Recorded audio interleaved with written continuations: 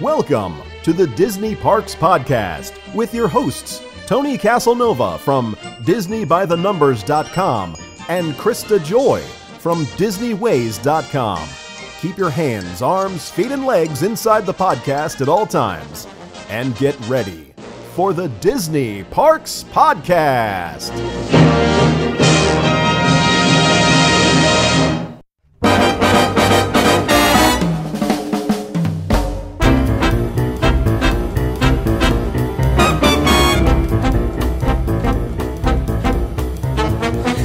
Be a mighty king, so enemies beware. Where I never seen a king of beasts, we cry so little, hey yeah. I'm gonna be the main event like no king was before. Where I'm brushing up, I'm looking down, I'm working on my role. Thus far, a very uninspiring thing. Oh, I just can't wait to be a king. Where everybody look left, everybody look right. Everywhere you look, I'm standing in the spotlight. Let every creature go overboard, you sing. Let's hear it in the herd on the wing. Yes, it's gonna be King Simba's finest flame. Well, I just cannot wait to be a king. Hello, everybody, and welcome to the Disney Parks Podcast. We are so excited today. We have a very special guest. He is a vocalist and a saxophonist, entertaining audiences on the seven seas with Disney Cruise Line. He's got a new CD. So much to talk about today. Mike Votano, welcome to the show.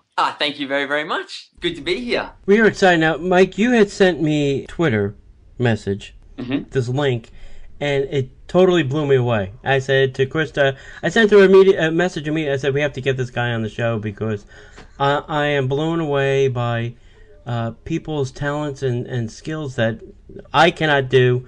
It's only stuff I wish I could do, but you're a very talented person. I have to say that.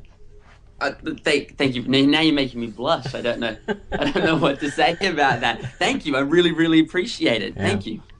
So, how did you?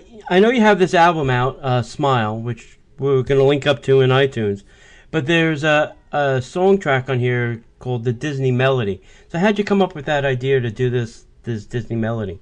Well, the whole idea for an album sort of came up a few months ago. I recorded it in January, and probably only a month before that, I really decided that I wanted to record an album.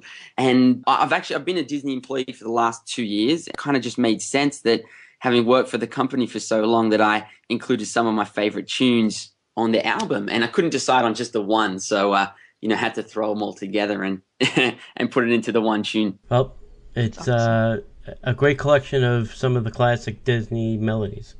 So it really it's fantastic. And in case you guys haven't heard it, it's pretty much going viral on the internet, but it's very Michael Bublé, Frank Sinatra, kind of a blending together of a lot of Disney songs. It's fantastic. So you got to check it out. And so, Mike, we were wondering, where did you record this video? It looks like you're in some kind of like professional studio or something. Yeah, I was really, really lucky. A phenomenal jazz musician in Australia, a guy by the name of John Morrison. He's a brilliant jazz big band drummer. Kind of has mentored me for a little while, actually. And his brother has a phenomenal studio. And I was very, very, very lucky that at the time that I was available to record, they had a space opening. So that's I got to record it in Sydney at a place called James Morrison Studios. And yeah.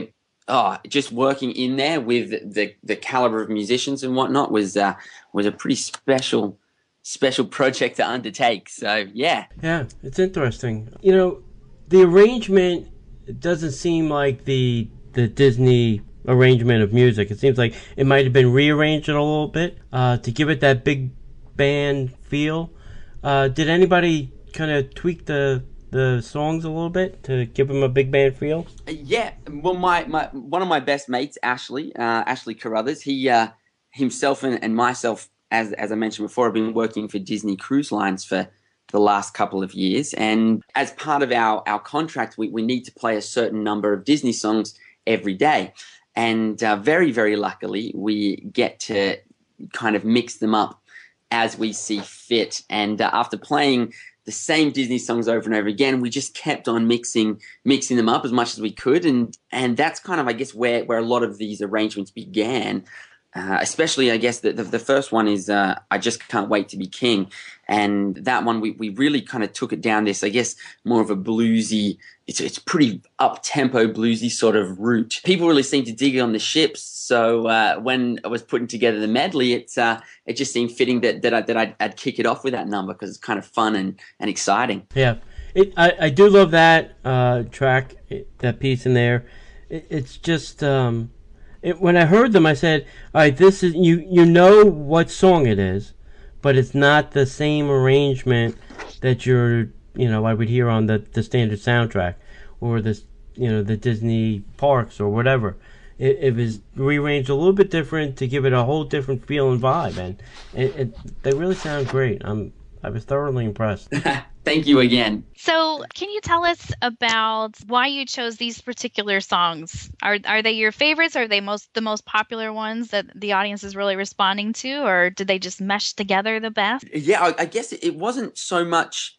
They are three of my favorite Disney songs, definitely. But there was a whole heap that I had in mind, and I guess through just trial and error, these three seemed to work the best together. I actually, for a long time, instead of doing Beauty and the Beast in the middle, I had Kiss the Girl, a version of Kiss the Girl in there.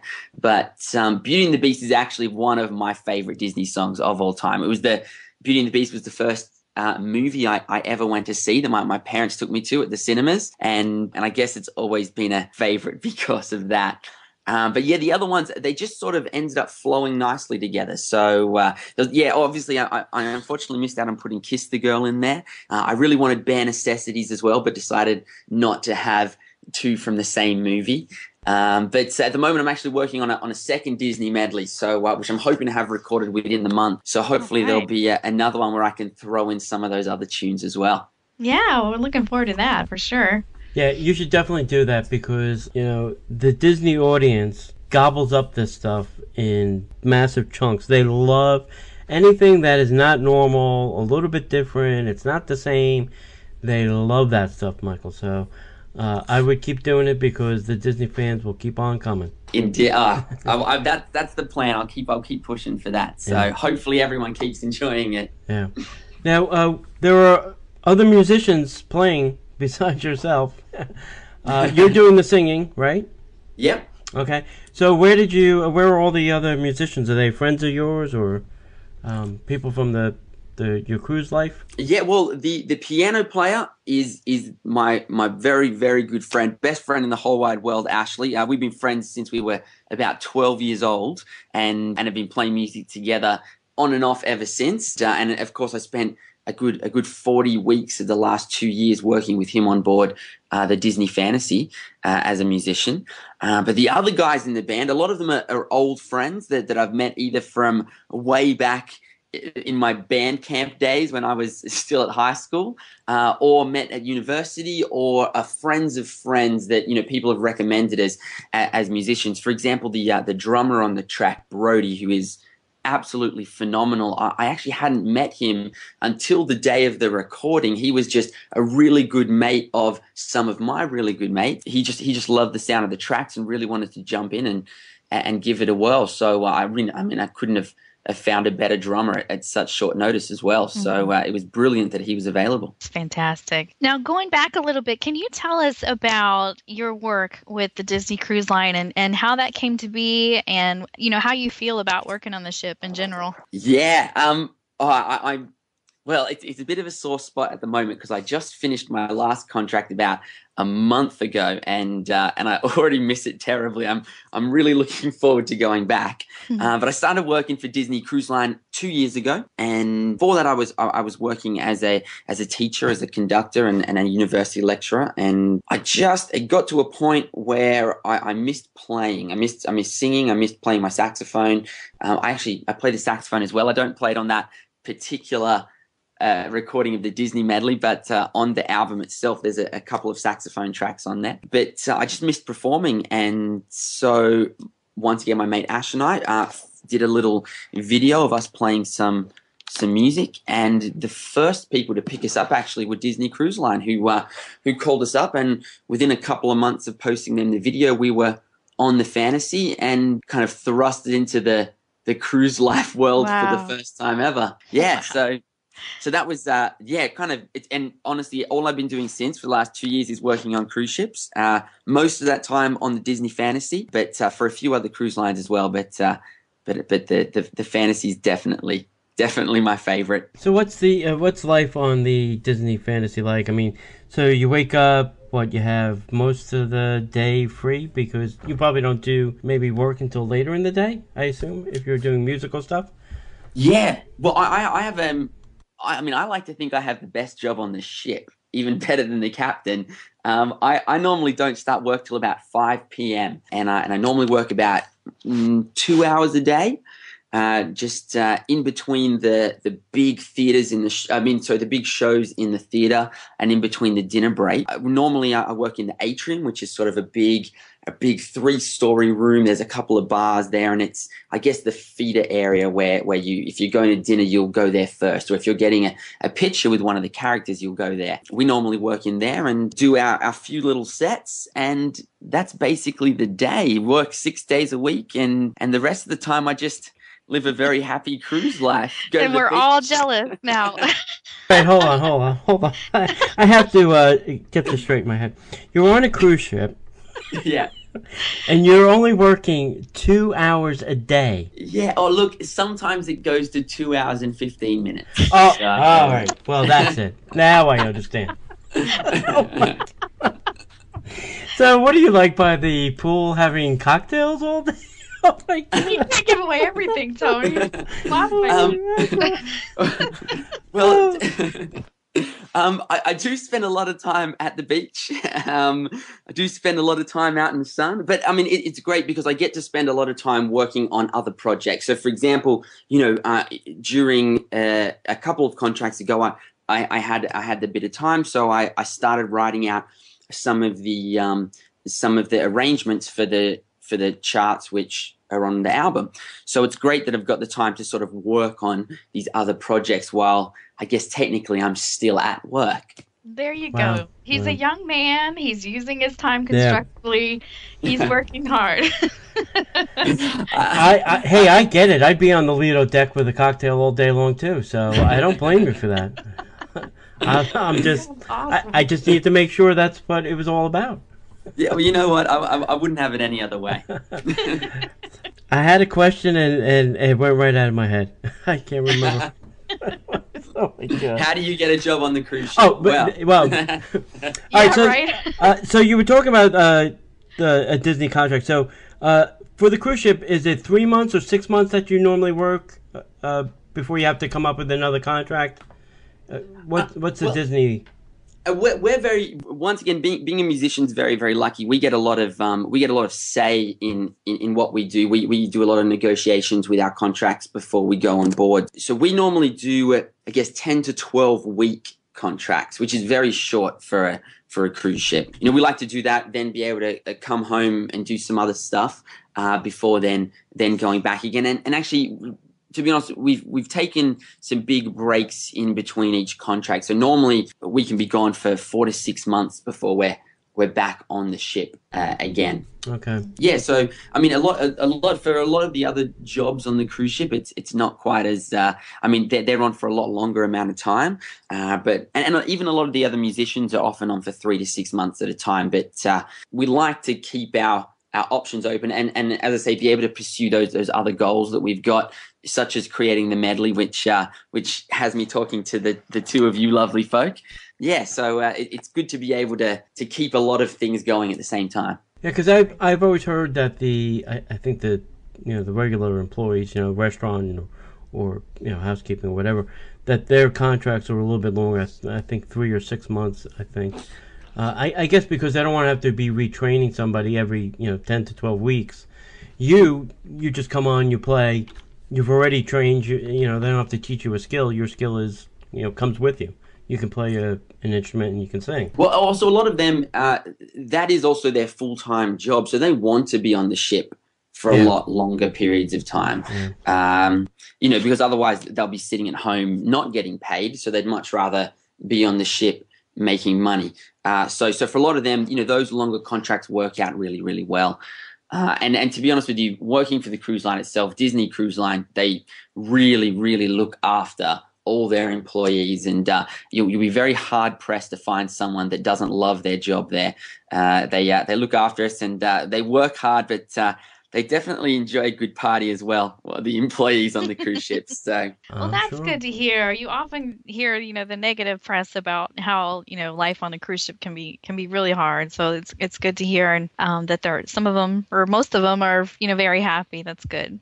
It definitely takes a certain kind of person, I think, to work on a cruise ship. But the people that don't enjoy it, they don't stick around very long. And Disney definitely doesn't in any way force anyone to stay, or convince them to stay if they're not having fun.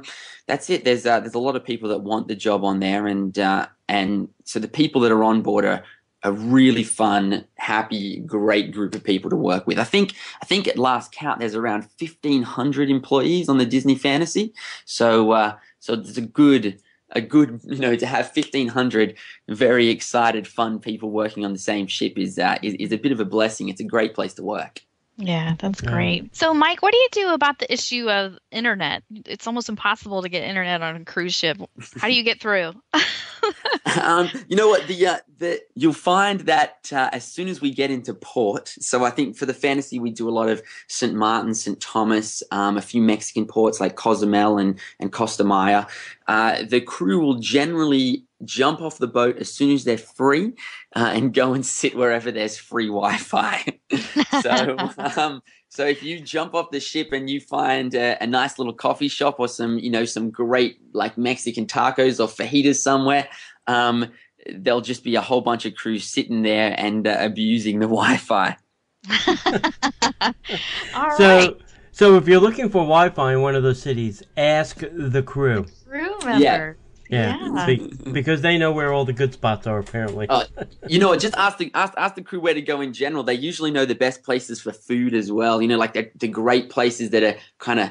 My favorite is going to Mexico, and there's all these little tiny cafes run by these just like family run places, and you duck down there and they just make some of the most delicious food you've ever had in your whole entire life. But the crew generally know the little tricks of the trade. I have not been on a Disney cruise yet. Krista has, and I just can't be away from the internet that long, I don't think.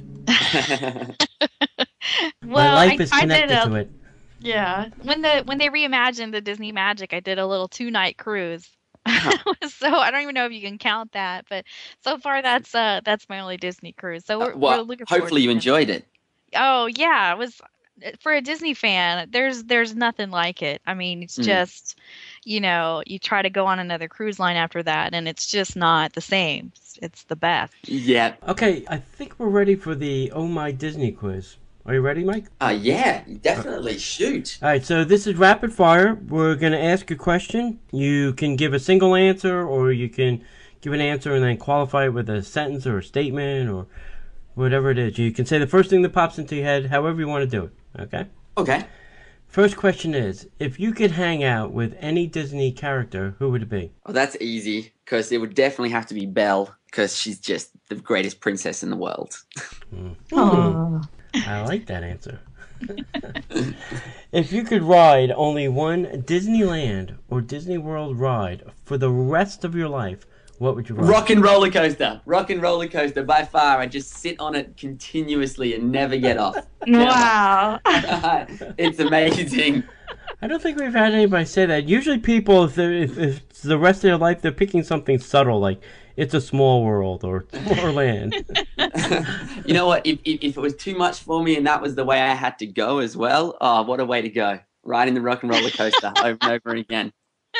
So what do you love most about it? It's so exciting. It's just, you start and just immediately takes off, and you don't even know what's going on. You don't know if you're going upside down or if you're the right way around, or then all of a sudden, the lights flash and you're going through the Hollywood sign. And of course, before you even enter, Aerosmith is there. And I'm a little bit of an old rock fan, and Aerosmith are phenomenal. So, Oh, it's just a great ride. And actually, just as a lovely other note, I actually lost my mobile phone one day when I was riding that ride. Immediately on the very next ride, someone had sat down and found my phone and returned it to me immediately, which is another reason that I, just a nice little lovely moment that happened on that ride as well. All right, this next question may be difficult for you. Your favorite Disney song is? Okay, my favorite Disney song. Can I go with a two-way tie? You can go with as many as you want. Okay, well I'm gonna go with a two-way tie between my two favorites. One of them is in the Disney medley itself, and that's Beauty and the Beast. I just think it's a absolutely beautiful song, and I'd sing it often on the fantasy, and often when Belle was in the room as well, I'd sing it to her. So that's one of my favorites. And the second favorite is I Won't Say I'm in Love from Hercules, which just a brilliant tune. It's probably, if it's not the most played song on my iTunes, then it's definitely in the top 5. I don't have the Hercules soundtrack. I may have to get that and try that out. It's brilliant. I highly recommend it. Okay, your favorite Disney movie is? Favorite Disney movie. My favorite Disney movie. That's a really, really tough one to answer. I mean, I guess being a musician, I often think of Disney movies in terms of how great the soundtrack is. And I guess I can't go past, as with my favorite songs, Hercules just has some brilliant, brilliant, brilliant songs in it. And Beauty and the Beast, again, is just so well written. Okay. So I'm going to put those two up there again. If you could be any Disney character from your favorite Disney movie, who would you be? I'd love to say that I could be Hercules, but I'm just not that manly. But that would be pretty awesome. Yeah, probably up there. Or you know who I really enjoy, although I guess it's not technically from a movie, but one of the classic Disney characters is I love Donald. I just love Donald. I think he's a brilliant. He's just so much fun. and he's a great character. Your hidden talent is? I would say it's singing, but now a lot of people have seen that. So I don't think that's hidden anymore. Now a lot of people know I do it, so it's kind of the secret's out of the bag with that one. But my hidden talent, I'm actually really I'm pretty good at puns, and I like to throw puns out as often as humanly possible. And some people would say that's a curse, but not if you're from New Jersey. Okay. Sarcasm and puns are accepted there. Well, you know what? That's I think that's pretty much the Australian way of life: sarcasm and puns. There you go. And then something most people may not know about you is? Some things people wouldn't know about me. I'm very open about most things. So I guess it's a tough one. I don't know how to. Yeah. What's something people wouldn't know about me? Well, I can tell you that I went to university and I never actually finished university. About 4 years ago, I moved to London, and I was desperate for a job, absolutely desperate for a job. And so I applied for a teaching or a lecturing role as an acting teacher. Now, I never completed university, and I didn't study acting at university. I studied music, and I have never done any sort of acting in my life. And I applied for this role at university as an acting lecturer, and got the job. And for about 8 months, I was teaching acting at one of the #1 musical theatre universities in London, which is, I guess, a bit of a secret in there, but I had a brilliant time doing it. Wow. That's amazing. Yeah. So if you're good enough to have people believe you're an actor, then I guess you're an actor, right? I guess you were acting like an actor? Yeah.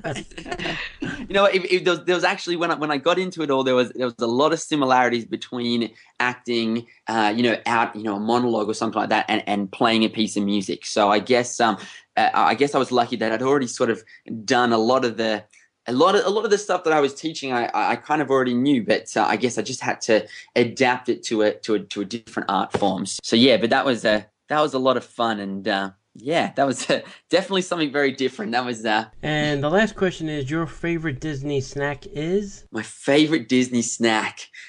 This is probably a little bit more of an obscure one, but on the Disney Fantasy, the room service buffalo wings. I can't go past that, and I order it all the time. I know it's not like a typical Disney snack, but if I'm on the fantasy, I would try and order buffalo wings as often as I possibly could. That's awesome. Do they bring you room service like they bring it to the guests, or do you have to go get your own food? Well, normally we'd have to go get our own food. Once again, as a musician, we're very lucky that we have some privileges that some other cast members are not fortunate enough to have. So we can eat in a lot of other restaurants as opposed to the crew mess. But usually, I mean, most weeks, someone would have a friend sailing as a guest, and so you just you get them to bring you down some buffalo wings. A little bit of a trade secret there. Something else people may not know about Mike. Yeah, now Disney's probably going to fire me off that, and I'll never be able to work for the cruise line again. I don't think the cruise line people listen to this show. The park people may, but the cruise line people don't. Okay. You may be safe here. Yeah. I can't confirm or deny that, but I don't know. All right, Mike.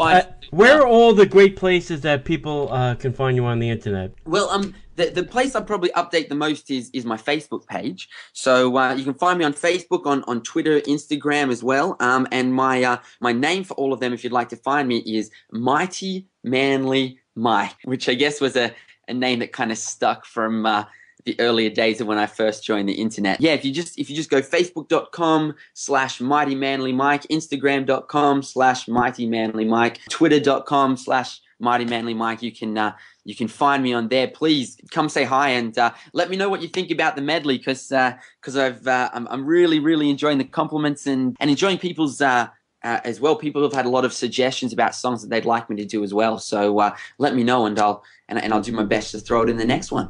Yeah, and we're going to put a link up to his iTunes, his Facebook, his YouTube, his Instagram, and all that stuff. This way, go see the video, go get it on iTunes. Really, go buy the album.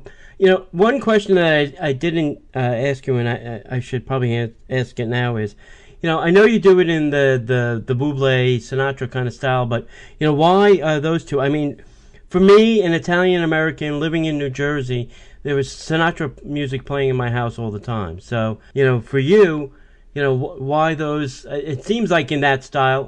Maybe it's, you know, something else you were shooting for. Yeah. Well, I'm actually an Italian Australian. My nonna and nonno, my grandparents are from Calabria, which is like the little toe of the boot, I guess, if you look at Italy. So they came out a long time ago and to Australia, and I also have grown up through them with a lot of that music. But I guess also being a saxophone player, you know, I was brought up playing music and listening to an awful lot of jazz. When I started singing, which was only about 4 years ago now, I guess it was a you know, that was kind of the natural progression to listen to a lot of jazz music and a lot of the jazz singers. So, you know, people like Frank Sinatra, I absolutely love, and other singers I love are people like Bobby Darin, you know, Dean Martin, Mel Torme, you know, great jazz artists like that. Harry Connick Jr. as well. You know, listening to those sort of guys, just it's a style of music that I'm really passionate about, and I love the sound of a big band. But I guess the original influence really did come from a mix between, I guess, my Italian heritage and having played the saxophone growing up and learning a lot of jazz. It's you know, we may be related because my mother's father is from Calabria as well. No, I'm almost sure we are then. Because it's not a big town. No, it's very small. And you have the sarcasm and the puns going for you Yeah. already. So Yeah. If we're not cousins, I'm very, very surprised. I would be too. Wow. Oh, wow. Well, thank you, Mike, so much for your time. We have loved having you on the show, and definitely keep in touch with us. We want to have you back, you know, and just catch up with you and see how things are going on the cruise line and your outside life outside of the cruise line. So just keep in touch with us, and we look forward to talking to you again soon. Yeah. No, definitely. Thank you very, very much. It's been an absolute pleasure talking to the both of you. Thank you.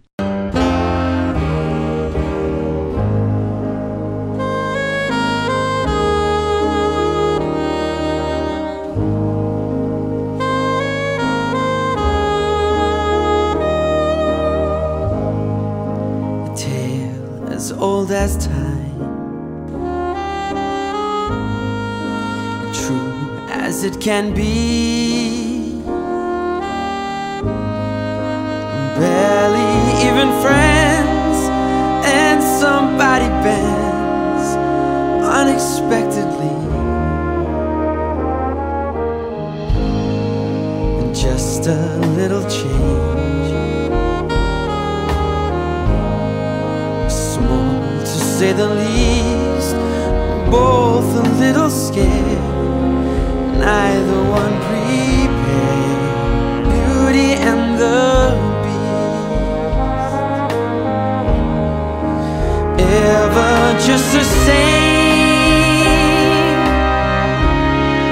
and ever a surprise, ever as before, ever just as sure as the sun will rise, certain as the sun rising in the east, tale as old as time, the song as old as rhyme, beauty and the beast,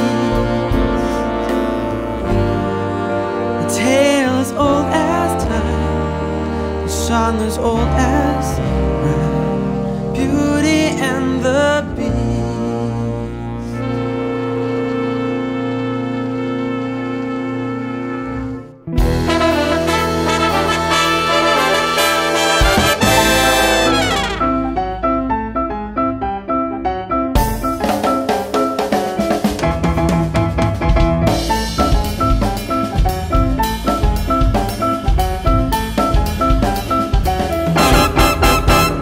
Now I'm the king of the swingers, a jungle VIP. Well, I've reached the top, had to stop, and that's what's bothering me. I wanna be a man cub, stroll right into town, be just like those other men. I'm tired of mucking around. Oh, ooby-doo, I wanna be like you. Oh, I wanna walk like you and talk like you too. Oh, you see, an ape like me, oh, can learn to be human too.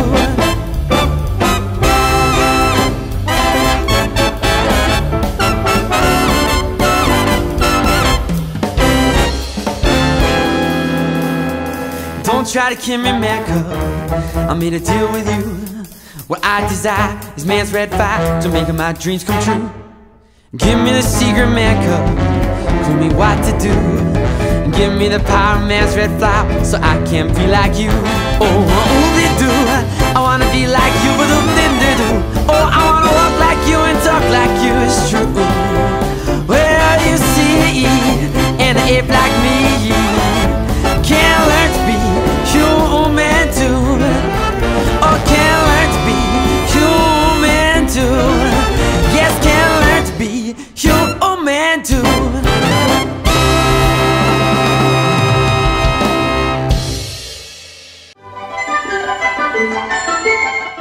The Disney Parks podcast is not affiliated with the Walt Disney Company. All Disney parks, attractions, lands, shows, event names, etc. are registered trademarks of the Walt Disney Company.